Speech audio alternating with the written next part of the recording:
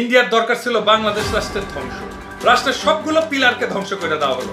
প্রথম পিলার একটা রিপাবলিকের foundation. DLF তারা দিবেই না, তারা বারবার বাধা দিচ্ছে, বারবার তারা সমস্যা সৃষ্টি করছে। আইএমএফ।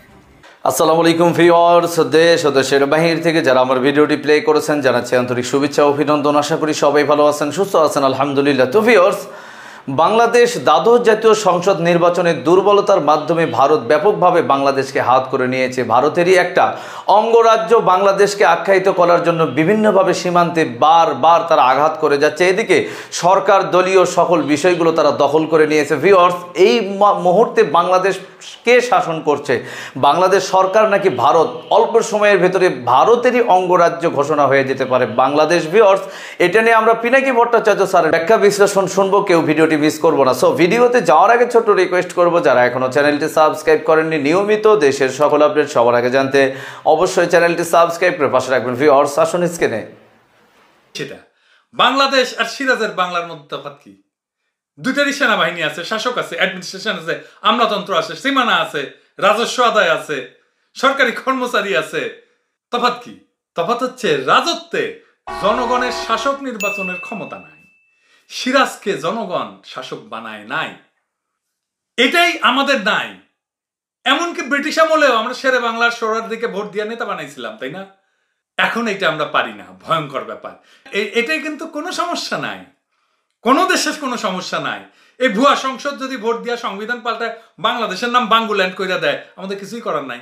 হাসিনারা যদি আজীবন প্রধানমন্ত্রী করে দিতে চায়, যেটা তার বাপ নিজের জন্য করছিল, আজীবনের প্রেসিডেন্ট, জানেন তো? শেখ মুজিব নিজের আজীবনের প্রেসিডেন্টের জন্য ঘোষণা করছিল নিজে। আমাদের কিছুই করার নাই। আবার যদি বাকশাল কায়েম করে, আমাদের কিছুই করার নাই। যদি আইন করে যে আওয়ামী লীগের বিরুদ্ধাচারণ মানে রাষ্ট্রদ্রোহিতা, আসলে তো তাই। আওয়ামী লীগের বিরুদ্ধে তো কিছু বলা যায় না, বললেই রাষ্ট্রদ্রোহী হয়ে যায়। তাও কিন্তু আমাদের কিছু করার নাই। রাষ্ট্রপতি জিয়ার অধীনে বহুদলীয় ব্যবস্থা ফেরত আসে এবং এই জনগণ তাদের রাষ্ট্রপতি নির্বাচনের অধিকার ফিরে পায়। বিচারপতি সাত্তারকে পরবর্তী রাষ্ট্র নির্বাচিত করে জিয়া হত্যার পরে যখন আমাদের জনগণ দ্বিতীয়বারের মতো তার অধিকার প্রয়োগ করে, তখন ভারত এরশাদকে দিয়া মিলিটারি কু করে। এরশাদ ছিল ইন্ডিয়ার একটা মাল, তবে হাসিনার মতো অত বড় মাল না আর কি, ছোট মাল আর কি, কম বাজেটের মাল। হাসিনা বেশি বাজেটের মাল। পরবর্তী 10 বছর এরশাদ পরিকল্পিতভাবে দেশের নির্বাহী, আইন প্রণয়ন, বিচার বিভাগকে নষ্ট করছে। আমি বলবো না ধ্বংস করছে। এরশাদ হাসিনার চাইতে কম স্বৈরাচার ছিল। গঙ্গার পানি চুক্তির যে গ্যারান্টি ক্লজ ছিল, যে মানে আমাদের গ্যারান্টি পরিমাণ প্রাণী আমরা সবসময় পাবো, সেইটা খুব কষ্টার্জিত চুক্তি ছিল, সেটা বাদ দিয়ে দিছিল। শেখ মুজিবের মৃত্যুর পরে এরশাদই ছিল প্রথম মাল যে আমাদের মৌলিক জাতীয় স্বার্থ ভারতের হাতে তুলে দেওয়ার ষড়যন্ত্র অংশ নিয়েছিল। আমাদের স্বৈরাচার বিরোধী আন্দোলন, এরশাদ বিরোধী আন্দোলনের কারণে এরশাদ অসহায় হয়ে পড়লে ভারত এরশাদ বিরোধী আন্দোলনে অংশগ্রহণের জন্য আওয়ামী লীগকে মোতায়েন করে। ভারতের অনুমান ছিল যে দীর্ঘ 10 বছর ক্ষমতার বাইরে থাকার জন্য বিএনপি অসংগঠিত এবং দুর্বল, 90 দিনের মধ্যে নির্বাচনে জেতার কোনো সুযোগ ছিল না। ভারত অত্যন্ত আত্মবিশ্বাসী ছিল যে আওয়ামী লীগ জিতবে। আওয়ামী লীগ নিজেও ছিল আত্মবিশ্বাসী। ভারতের নীতি নির্ধারকদের চরম বিস্ময় এবং হতাশার মধ্যে দিয়া আমাদের জনগণ বিএনপিকে ক্ষমতায় ভোট দিয়া এই নকশাটি নস্যাৎ করে দিছিল। তত্ত্বাবধায়ক সরকার ব্যবস্থার অধীনে পরবর্তী কয়েকটা নির্বাচনী চক্রের মধ্যে বাংলাদেশ অবশেষে বহুদলীয় গণতন্ত্র ব্যবস্থা সফলভাবে উত্তরণ ঘটায়, যেখানে জনগণের ইচ্ছাই সর্বোচ্চ হইয়া ওঠে। এইটা ছিল ভারতের জন্য একটা বিপজ্জনক ঘটনা।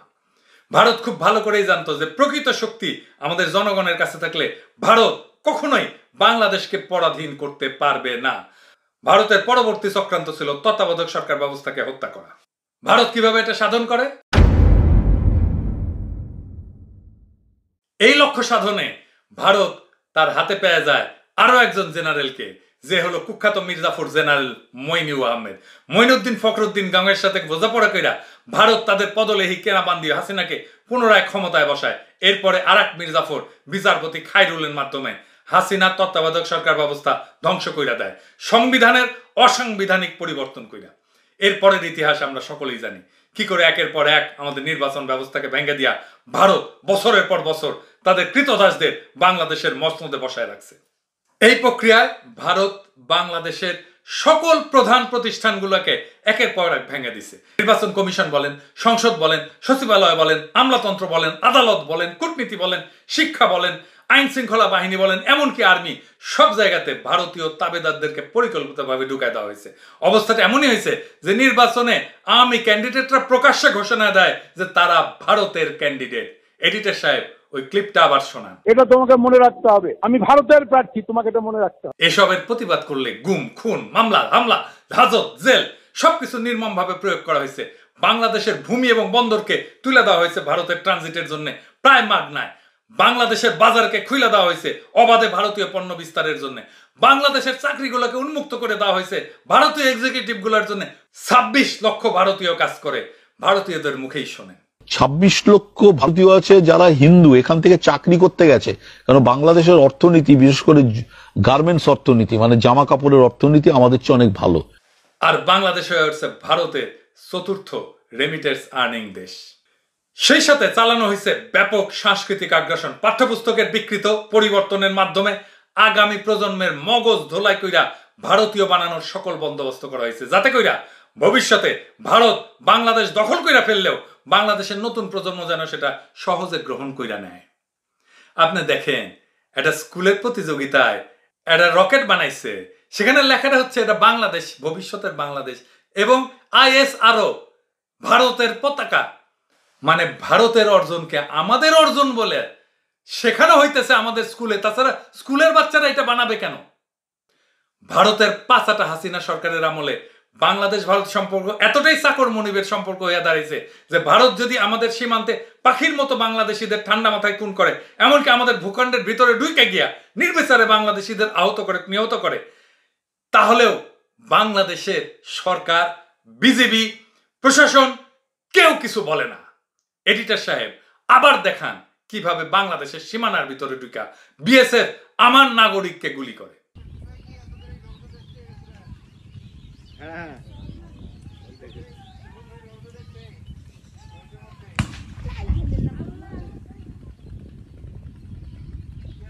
কিংবা ধরেন আমাদের সকল অভিন্ন নদীর পানি উজানে বাদ দিয়া শুকায় ফেলে, তবুও দর্শক স্ক্রিনে আমরা সে সম্পর্কে বিস্তারিত জানলাম। কেউ ভিডিওটি স্কিপ করবে না। এখন আমরা মিনাফারার সাথে যুক্ত হবে এবং বাংলাদেশ মূলত শ্রীলঙ্কা নাকি সিঙ্গাপুর কোন দিকে যাচ্ছে, বাংলাদেশ বর্তমান যে অর্থনৈতিক বেহাল দুর্দশা, সংকটাপূর্ণ ডলার পরিস্থিতি, এই অবস্থায় সরকার হিমশিম খেয়ে যাচ্ছে, কি হবে বিস্তারিত জানবো মিনাফারার কাছে। আমাদের রিজার্ভে টাকা নাই, আমাদের ইনকাম নাই, আমাদের ডেফার্ড পেমেন্ট $30 বিলিয়ন প্লাস, যেটা ডেফার্ড আছে, যেটা ডিলেড আছে, যেটা আমরা হাতে পায়ে ধরে অনুরোধ করে তাদেরকে বলেছি যে আমরা পরে পে করব। এখন আমাদের টাকা নাই, give us some time, give us a chance. লেন্ডাররা আমাদেরকে দয়া করে $30 বিলিয়ন ডেফার করেছে। তারা ঝুঁকি নিতে চায় না, তারা টাইম দিয়েছে এই মাফিয়া গভর্নমেন্টকে, এবং তারা শর্ত দিয়েছে যে ইন্টারেস্ট রেট বেশি চার্জ করবে, কিন্তু পেমেন্ট উইল বি ডেফার্ড।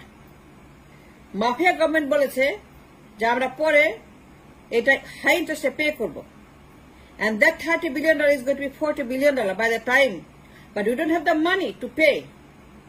এবং IMF জানে how risky the situation, the crisis economy of Bangladesh is. রিজার্ভে কোনো টাকা নাই এবং তাদের কোনো অধিকার নাই আমাদের কিস্তি দেওয়ার, কিন্তু তারা বারবার বেশি বেশি কিস্তি দিচ্ছে, শর্তহীন, শর্তমুক্ত। তারা শর্ত শিথিল করে।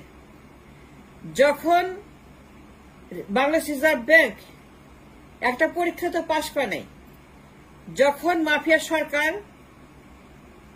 মাফিয়া রিজার্ভ ব্যাংকের গভর্নর, এই মাফিয়া গভর্নর, এই গোষ্ঠী, এরা যখন প্রত্যেকটা পরীক্ষাতে ফেল করছে, সাবজেক্ট 0 পাইছে, ডাব্বা পাইছে, মাইনাস পায়, তারপরে আপনারা জানেন, ইজ এ পাবলিক ইনফরমেশন, যে IMF তাদের কোটা কমিয়ে, রিকোয়ারমেন্ট কমিয়ে, শর্ত কমিয়ে, শর্তমুক্ত করে তারা বাংলাদেশকে ডাবল ডাবল ডাবল টাকা দিয়ে যাচ্ছে, বিভিন্ন নামে, ছদ্মনামে, অজুহাতে ঋণের জালে জর্জরিত করছে, এবং ইন্টেনশনালি তারা ঋণের জালে আমাদেরকে বেঁধে ফেলছে। তাদের এই শয়তানি IMF এর নিজের স্বার্থ, নিজের সমস্ত জিওপলিটিক্যাল কজ এনশিওর করার জন্য তাকে ক্ষমতায় রেখে, মাফিয়াকে ক্ষমতায় রেখে যে অন্যায় তারা করছে, তার কিছুতে দিল ঘোষণা করতে দিল না। আমি যা বলছি, IMF এর আইনে, আন্তর্জাতিক আইনে আমরা দেউলিয়া, আর অনেক আগেই দেউলিয়া। We don't qualify for IMF loan. We do not. No. আমরা কিস্তির জন্য কোয়ালিফাই করি নাই। We failed the test. We failed the কিস্তি. We failed all the requirements asked by IMF for the third কিস্তি। কিন্তু তারা জোর করে ঋণ দিয়েছে এবং বাড়িয়ে দিয়েছে, ডাবল ঋণ দিয়েছে, তার হোল কাভার আপ করার জন্য, মাফিয়ার ছিদ্র কাভার আপ করার জন্য, মাফিয়া ক্ষমতা রাখার জন্য, স্পেশাল ফেভার করার জন্য। IMF এখানে একটা চাল খেলেছে, বদমাইশি করছে, গুন্ডামি করছে। তারা এখানে মাফিয়া কর্মীকে সাহায্য করার জন্য, গোপন ডিল করার জন্য, নানা রকমের ষড়যন্ত্র করার জন্য থার্ড কিস্তিটা রিলিজ করেছে। তারা করতে পারে না। তাদের কাজ দেউলিয়া ঘোষণা করা, ব্যাংক্রাপসি। যেখানে আমার রিজার্ভে টাকা নাই, আমার ইনকাম নাই, আমার সোর্স নাই, আমার ফ্লো নাই, আমার রেভিনিউ নাই, আমার কোনো কিছুই নাই, আমার কামাই নাই, সেইখানে আমার ডেফার পেমেন্ট যখন exceeds the amount $30 billion plus outstanding loan, এই লোন পে করতে হবে। আউটস্ট্যান্ডিং লোন $30 billion প্লাস থাকা অবস্থায় IMF কখনোই নতুন করে আমাদের কিস্তি দিতে পারে না। তাদের কাজ দেউলিয়া ঘোষণা করা, তাদের একটাই মাত্র কাজ। In the court of law, in the book of IMF, তাদের দায়িত্ব দেউলিয়া ঘোষণা করে বিদায় হয়ে যাওয়া, তাকে সরি বলা, মাফিয়া সরকারকে বলা যে তুমি পরীক্ষায় ফেল করছো, তুমি ডাব্বা মারছো পরীক্ষায়, সবগুলা টেস্টে ফেল, প্রত্যেকটা সাবজেক্টে ফেল, তোমারে আমরা ঋণ দিব না। থার্ড কিস্তি is a no, it's a no. তোমাকে দেউলিয়া ঘোষণা করতে হবে। আমরা তোমাকে দেউলিয়া ঘোষণা করলাম, তোর ব্যাংক্রাফট লাইক শ্রীলঙ্কা। আমরা যে নেশন অনেক আগে কিন্তু শ্রীলঙ্কা, আমাদের হিসাবে কিন্তু কোনো টাকা নেই অনেকদিন। দর্শক, স্ক্রিনে আমরা সে সম্পর্কে বিস্তারিত জানলাম। সো আজকের ভিডিও এই পর্যন্ত। ভালো লাগলে লাইক এন্ড কমেন্ট করবেন এবং দেশের সকল আপডেট সবার আগে জানতে অবশ্যই চ্যানেলটি সাবস্ক্রাইব করে পাশে রাখবেন। দেখা হবে পরবর্তী ভিডিওতে ইনশাআল্লাহ। আসসালামু আলাইকুম ওয়া রাহমাতুল্লাহ।